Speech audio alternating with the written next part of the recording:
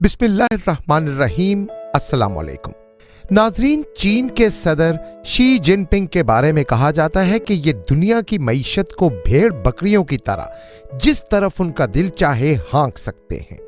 आज की दुनिया के ताकतवर तरीन हुक्मरान सदर शी जिनपिंग 15 साल की उम्र में महल से निकाल दिए गए थे और वो खेतों में काम करते रहे थे। ये इस सदी के वाहिद लीडर हैं जो बचपन में गारों में रहते थे और आज दुनिया के ताकतवर तरीन लीडर्स में से एक हैं। सदर शी जिनपिंग एक सख्त जान किस्म के किसान थे और उनके बचपन का ज्यादा वक्त खेतों में एक किसान की हैसियत से ही काम करते हुए गुजरा, हालांकि वो महल में रहते थे। आज की इस वीडियो में हम जानेंगे कि सदर शी जिनपिंग एक आम किसान से जो गार के अंदर खटमलों वाले बिस्तर में रहते थे, कैसे उन्होंने अपना करियर बनाया, वो कैसे चीन के इतने ताकतवर शख्स बन गए कि उनके नजरियात को आईन का हिस्सा बनाया जाता है, कैसे वो एक आम से इंसान से चीन के अगले माओ ज़ेडुंग बनने जा रहे हैं। उन्होंने कैसे चीन को इतना ताकतवर किया कि आज अमेरिकी सदर भी चीन का एहतराम करने पर मजबूर है, और कैसे उन्होंने चीन की एयरफोर्स और बहरिया को इतनी ताकत दी कि आज अमेरिका, बरतानिया, जर्मनी, फ्रांस सारे इकट्ठे होने के बावजूद चीन से डरते हैं। और ये सब कुछ हम जानेंगे आज की इस वीडियो में। इस वीडियो की अहम डिस्कशन चलती रहेगी, लेकिन आप सबसे पहले वीडियो को लाइक करें, हकीकत टीवी के बैकअप चैनल हकीकत टीवी 2.0 को सब्सक्राइब कर लें और बेल आइकन पर जरूर क्लिक करें। नाज़रीन, कहा जाता है कि अजीम लीडर अपने पीछे सिर्फ कौमें ही नहीं बनाते, वो अपने पीछे ऐसे लीडर छोड़ के जाते हैं जो उनके बाद भी कौमों की तरक्की का सफर जारी रखते हैं। सन 1968 में चीन के हुक्मरान माओ ज़ेडुंग ने चीन में एक हुक्म जारी किया था कि शहरों के तमाम जवान गांव चले जाएं, ताकि गांव जाकर ये किसानों की इसी सख्त और मेहनतकश जिंदगी से कुछ सबक हासिल करें।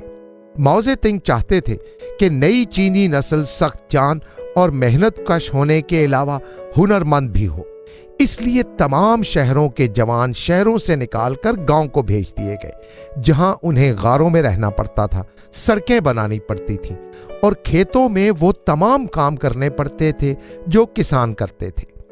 सदर शी जिनपिंग कहते हैं कि 15 साल की उम्र में जब मैं गांव गया तो एक डरा सहमा हुआ सा बच्चा था, लेकिन जब 22 साल की उम्र में वहां से वापस आ रहा था तो जिंदगी के मुताल्लिक मेरे तमाम इरादे मुझे वाज़े तौर पर पता थे और मैं एक पुरएतमाद इंसान बन चुका था। सदर शी जिनपिंग जिस गांव में रहते थे उस गांव का नाम था लियांगचाखेर। वहां बिजली नहीं थी, बल्कि मिट्टी के तेल के दिए होते थे जिनकी रोशनी में रात को पढ़ना होता था और दिन को शी जिनपिंग को काम करना होता था। उस दौरान उनको रहने के लिए एक गार में जगह मिली जहां वो अपने दीगर साथियों के साथ रहते थे। सदर शी जिनपिंग ने जिंदगी के 7 साल गारों में और किसानों के साथ गुजारे। उस दौरान उन्होंने खेतों में खाद डालने से लेकर सड़कों पर मजदूरी करने और डैम बनाने के लिए मजदूरी करने वाले काम भी किए। अब वो गांव कम्युनिस्ट पार्टी के लोगों के लिए एक मुकद्दस जगह की हैसियत रखता है, क्योंकि वो समझते हैं कि ये एक ऐसी जगह है जहां कुदरत ने हमारे लीडर को तख्लीक किया था। मजीद आगे बढ़ने से पहले 30 सेकंड का एक मुख्तसर सा तज्जिया हम अपनी कौम का उस वक्त की चीनी कौम के साथ करते हैं और ये समझने की कोशिश करते हैं कि हमारी नाकामी की वजह क्या है। और चीनी कौम हमसे बाद आजाद होने के बावजूद हमसे ज्यादा, बल्कि तकरीबन पूरी दुनिया की बड़ी बड़ी तमाम कौमों से ज्यादा कामयाब क्यों है?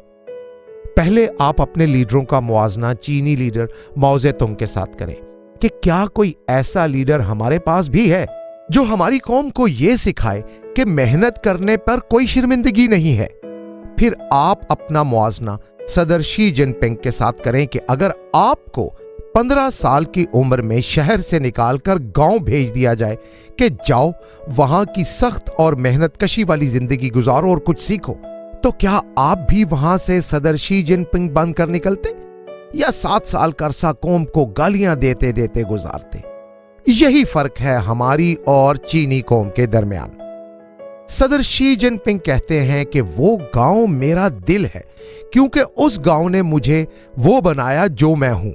यानी वो समझते हैं कि जैसे भट्टी में पिघलकर सोना कुंदन बनता है, लोहा फौलाद बनता है, इसी तरह वो उस गांव की सख्त जिंदगी में ढलकर एक ऐसे मर्दे आहन बने जिनके एक हाथ में तदबीर थी और दूसरे हाथ में तकदीर। उनसे जब पूछा जाता है कि आपने इतना सफर कैसे किया, तो वो जवाब में अपने कारनामे नहीं गिनवाते, बल्कि वो ये कहते हैं कि जिन लोगों के पास इक्तिदार का ज्यादा तजुर्बा नहीं, वो इन बातों को बड़ा पुरस्कार और अनोखा समझते हैं।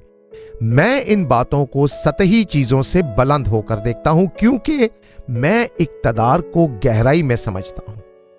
यानी अपने बचपन की मेहनत और सख्त जानी को सदर शी जिनपिंग कोई अनोखी चीज नहीं समझते, बल्कि वो ये समझते हैं कि इक्तिदार के लिए जरूरी है कि इंसान ने गुर्बत देखी हो और मेहनत देखी हो।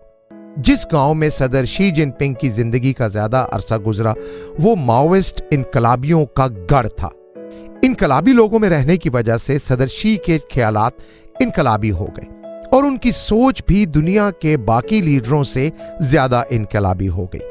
आज वो इस हद तक गहरा सोचते हैं कि चीन की रहनुमा कम्युनिस्ट पार्टी ने उनके नजरियात और उनकी सोच चाइना के आईन का हिस्सा बनाने का फैसला कर लिया है। मगर यह सफर जो सदर शी जिनपिंग ने तय किया, क्या यह वाकई कोई आसान सफर था? नहीं, बिल्कुल नहीं। उनके वालिद शी योंगजांग चीन के डेप्यूटी प्राइम मिनिस्टर थे।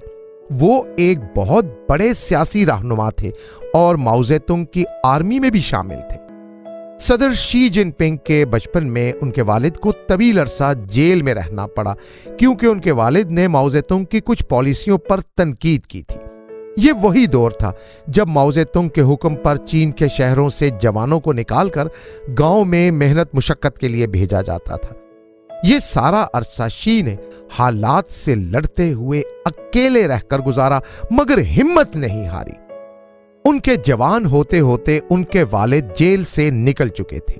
1974 में सदर शी जिनपिंग ने अपने सियासी सफर का आगाज किया और उन्हें पहला ओहदा जो मिला वो ब्रांच सेक्रेटरी का था।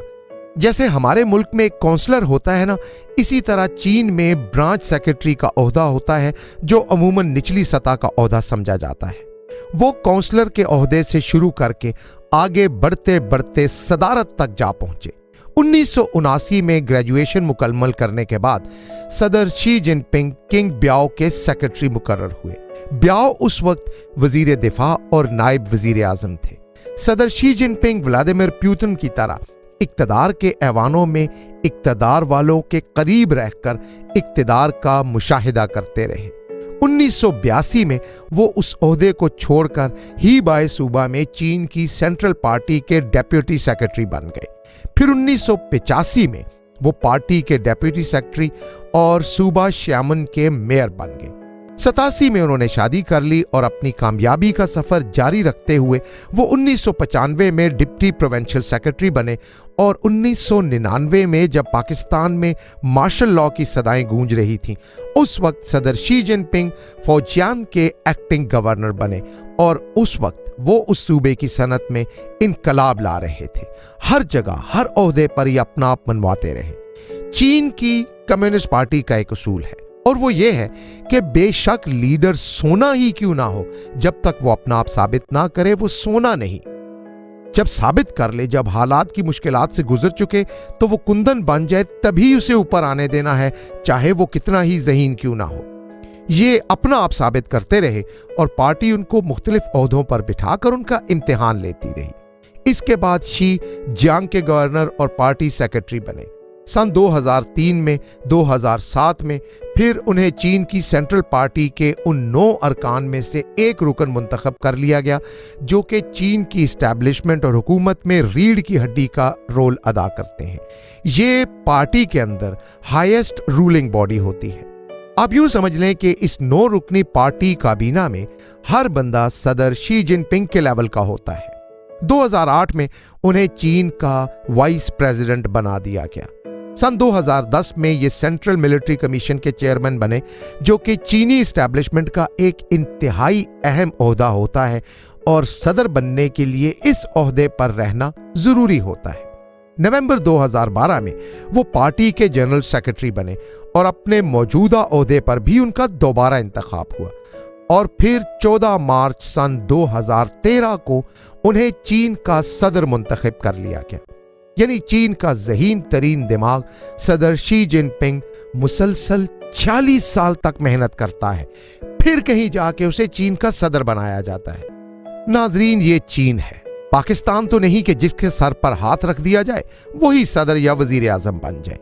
चीन का सदर बनने के बाद इस बंदे ने वो कुछ कर दिखाया जो दुनिया का कोई लीडर नहीं कर सका था, क्योंकि पिछली और मौजूदा सदी की तेज तरीन तरक्की चीन ने की है। सिर्फ 8 सालों के अंदर, 8 साल के मुख्तसर से अरसे में चीन सुपर पावर बन चुका है और अब सिर्फ इस बात का ऐलान होना बाकी है। और अब हम ये जानने की कोशिश करेंगे कि सदर शी ने ऐसा क्या किया कि चीन आज नाकाबिले शिकस्त, नाकाबिले तस्खीर बन गया है। सबसे पहला काम जो इक़्तिदार में आने के बाद उन्होंने किया, जिसकी वजह से चीन आज नाकाबिले शिकस्त है, वो है करप्शन के खिलाफ एक बेरहम ऑपरेशन। उनके पास 52 साल का तजुर्बा था। वो 6 साल सड़कों और डैमों पर मजदूरी करते रहे थे। उन्हें पता था कि ठेकों में पैसे किस तरह खाए जाते हैं।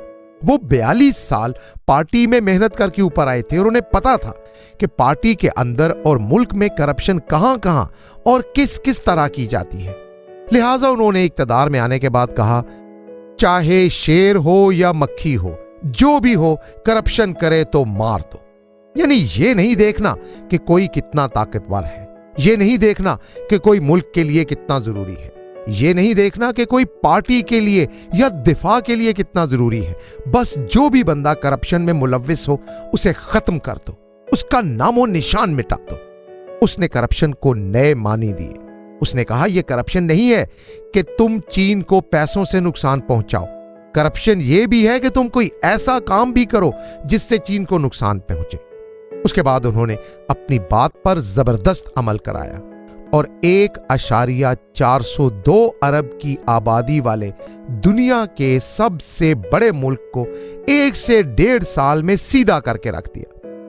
और यहां हम जो एहतसाब का और एंटी करप्शन का नारा लगाते हैं, 3-4 साल हो गए, हमसे ये 22 करोड़ वाला मुल्क सीधा नहीं हो रहा। सदर शी ने जिनको मौत की सजा देनी थी उन्हें फांसी पर लटकवाया, जिन्हें नौकरियों से फारिग करना था उन्हें नौकरियों से फारिग करवाया। अगले मरहले में उन्होंने चीन की अदलिया के माहिरीन को इकट्ठा किया और कहा कि अब कानून पर अमल करवाना आप लोगों की जिम्मेदारी है। आइन और कानून पर अमल के लिए उन्होंने सख्ती से पाबंदी शुरू करवा दी। जब अंदर से ये काम हो गए और अंदर से इंफ्रास्ट्रक्चर ठीक हुआ तो फिर उन्होंने चीनी रिवायात को जिंदा करने का इरादा कर लिया। उन्होंने कहा, हमें सोशलिज्म का चीनी मॉडल चाहिए। क्योंकि वो खुद 52 साल तक चीन को देख चुके थे, तो उन्होंने चीन की मौजूदा जरूरियात के मुताबिक सोशलिज्म में तब्दीलियां करवाईं और अब अवाम में उन्हें एक देवता की तरह माना जाता है, क्योंकि उन्होंने अवाम की जरूरतों का ख्याल किया। अब चीनी तारीख का अगला माओजे तंग उन्हें कहा जाता है। उसके साथ उन्होंने चीन की इंडस्ट्री को भी रेवोल्यूशनाइज करना शुरू किया। ये तमाम काम अपनी जगह, लेकिन जिस काम ने चीन के सुपर पावर और नाकाबिले शिकस्त होने पर मोहर लगा दी, वो था चीनी सदर का अपनी फोर्सेस बहरिया और फजाइया को मजबूत करना। सदर को पता था कि एक वक्त आएगा जब अमेरिका को चीन की माशी तरक्की हजम नहीं होगी और तब चीन मिलिट्री के लेवल पर अमेरिका के हाथों ब्लैकमेल होगा। अगर चीन अमेरिका जितना ताकतवर ना हुआ तो फिर दिफा के शुबा पर उन्होंने खुफिया तौर पर स्पेशल फोकस किया और टेक्नोलॉजी के उन सेक्टर्स पर रिसर्च की जिन पर अमेरिका ने भी अभी फोकस नहीं किया था। उनका सबसे पहला इलेक्ट्रोमैग्नेटिक पल्स का मंसूबा था। उनका ख्याल यह था कि कोई ऐसा हथियार होना चाहिए जो एटम बम से भी ज्यादा खतरनाक हो, और वो हथियार चीनी माहिरीन के सोच के मुताबिक इलेक्ट्रोमैग्नेटिक पल्स था। उन्होंने उसे खामोशी से डेवलप करके कामयाब तजुर्बात किए। अगले लेवल पर चाइना ने सैटेलाइट शिकन मिसाइलों पर काम करना शुरू कर दिया, मगर शोर नहीं मचाया और दुनिया को खबरदार नहीं किया कि हम ये करने लगे हैं। जब सारा कुछ मुकम्मल हो गया तब उन्होंने ऐलान कर दिया। चीन को पता था कि अमेरिका के तमाम ड्रोन्स, मिसाइल्स, जोहरी हथियार, आबदोजें, रेडार्स और कम्युनिकेशन सब कुछ अमेरिकी सैटेलाइट्स के सिग्नल्स पे चलते हैं। अगर ये सिग्नल्स ना हो तो अमेरिका के तमाम हथियार बेकार हैं। लिहाजा चीन ने एक एक करके अमेरिका के हथियारों का तोड़ निकालने की बजाय एक ही तोड़ निकाल लिया जो तमाम बड़े अमेरिकी हथियारों को फेल कर दे, और वो तोड़ था सैटेलाइट शिकन मिसाइल। अब अगर चीन अमेरिकी सैटेलाइट्स को तबाह कर दे तो अमेरिका का कोई मिसाइल भी निशाने पर गिर ही नहीं सकता। इससे अगले मरहले पर चीन ने सुपरसोनिक मिसाइल्स का ऐलान किया और इस पर सदर शी जिनपिंग काफी अरसे से खामोशी से रिसर्च करवा रहे थे। अब सूरत हाल ये है कि चीन के पास ऐसे मिसाइल्स आ चुके हैं जो ना अमेरिका रडार पर ट्रैक कर सकता है, ना ही उनका रास्ता रोक सकता है। एक बार वो उड़े तो सीधे अपने निशानों पर लगेंगे। ये हथियार चीनी बहरिया और फजाइया दोनों के पास मौजूद हैं। अमेरिकी माहिरीन कहते हैं कि चीन ने ग्लोबल ऑर्डर को ट्रांसफॉर्म कर दिया है, यानी न्यू वर्ल्ड ऑर्डर जिसके तहत अमेरिका ने दुनिया पर हुकूमत करनी थी उसे चीन ने तब्दील कर दिया है। इसी दौरान सदर शी जिनपिंग ने अपनी नेवी को इतना बड़ा किया कि आज उनके पास दुनिया की सबसे बड़ी नेवी है और साउथ चाइना सी पर अपनी मिल्कियत वापस लेने के लिए चाइना अकेला ही एशिया के कई ममालिक और अमेरिका से लड़ सकता है। चीन की आबदोजें और बहरी शिप्स सब एटमी हो चुके हैं, यानी समंदर से जब वो चाहें एटमी हमला करने की पोजीशन में आ चुके हैं। अमेरिकी माहिरीन कहते हैं कि पिछले 500 साल में जब पुर्तगेजी पहली मर्तबा चीन के साहिलों तक पहुंचे थे, तब से लेकर आज तक चीन पहली बार इस काबिल हुआ है कि वो अपने साहिलों के साथ लगने वाले तमाम समंदरों पर अपनी इजारादारी कायम कर सके। सदर शी ने इस बात का खास ख्याल रखा है कि सब कुछ जब चीन के अंदर मौजूद है और चीन अंदर से चीजें तैयार करके बाहर की दुनिया को सप्लाई करता है तो दिफा के मामले में भी बाहर से कुछ ना लेना पड़े। लिहाजा total defence research and production चीन के अंदर ही होती है। चीन की बहरिया और फजाइया में रिसर्च के इंडिपेंडेंट शोबे हैं जो नए चैलेंजेस पर आजादाना तहकीक करके सेंट्रल मिलिट्री कमीशन को रिपोर्ट पेश करते हैं। उनकी तजावीज़ को CMC यानी सेंट्रल मिलिट्री कमीशन गौर से देखती और सुनती है और उस पर बहस होती है और उस बहस की रोशनी में जो भी पॉलिसी तय होती है उसके मुताबिक बहरिया और फजाइया को अपग्रेड कर दिया जाता है। चीन की बहरिया के कारनामे देखें तो अक्ल हैरान रह जाती है। चीनी इंजीनियर्स के साथ मिलकर उन्होंने समंदर में ऐसे मसनूई जजीरे बना दिए हैं जिनका पहले समंदर में कोई वजूद ही नहीं था, और इन जजायर को चीनी बहरिया और फजाइया दोनों मुल्की दिफा के लिए इस्तेमाल करती हैं।